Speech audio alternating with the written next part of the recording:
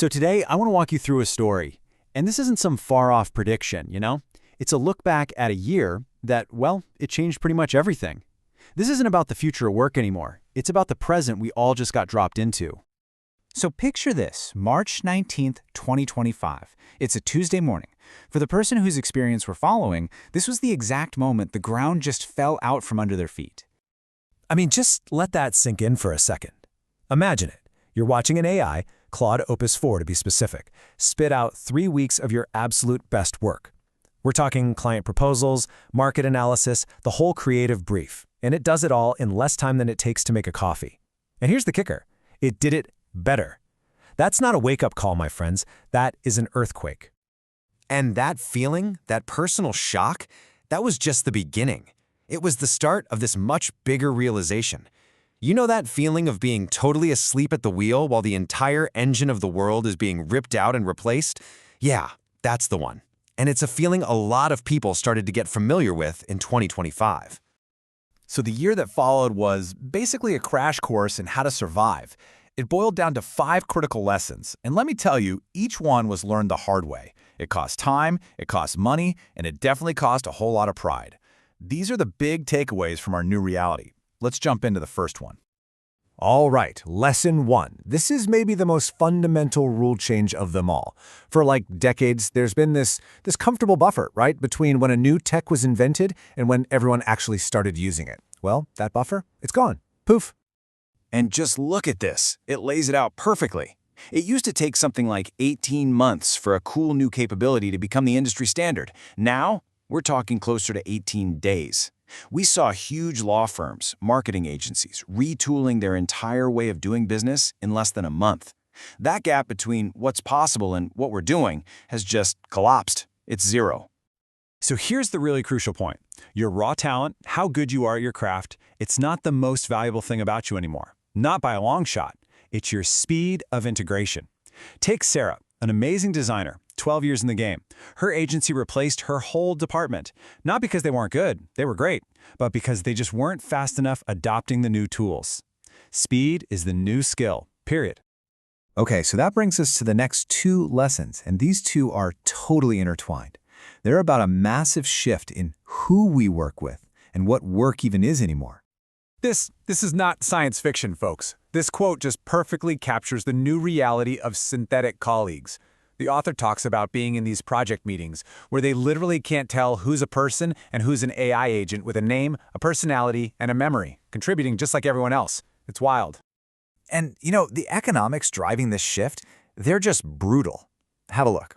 An AI agent, let's call him Alex, who handles things like customer support and documentation, costs about $2,000 a month. A human doing that same job, over $65,000 a year. The math it doesn't lie.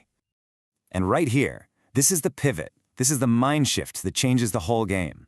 Our narrator stopped trying to compete with Alex and started managing Alex. By September of that year, they were leading a team of 4 different AI agents. Their personal output became equivalent to a team of 15 humans. That is the new definition of leverage. Which of course leads us straight into the third, and maybe the most shocking lesson of all. That complex analytical knowledge work, you know, the stuff we were all told was safe from automation, it's being completely hollowed out. The author even tested this. They gave a 40-hour financial modeling project to an AI. It came back absolutely flawless in 90 minutes. And this is a great way to visualize what's happening. The work isn't just disappearing, but the whole middle section is being compressed into silicon. All that research, the analysis, the routine strategy stuff, it's getting automated. So what's left?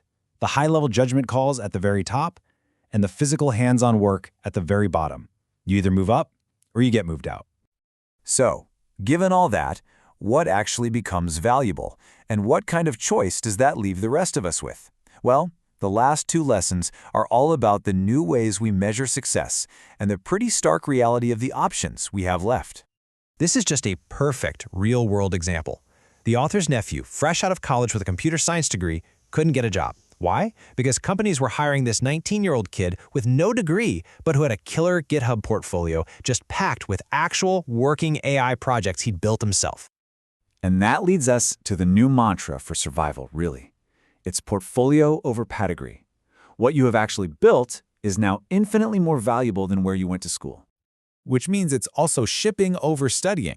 Your ability to deliver a finished working thing that matters way more than all the theory you learned in a classroom. And at the end of the day, it's results over resumes. A resume is just a story you tell about your past.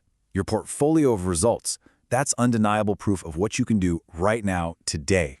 And that brings us to the final and most brutal lesson. There is no middle ground anymore. There's no "I'll just wait and see." Adaptation isn't some gradual slope you can climb.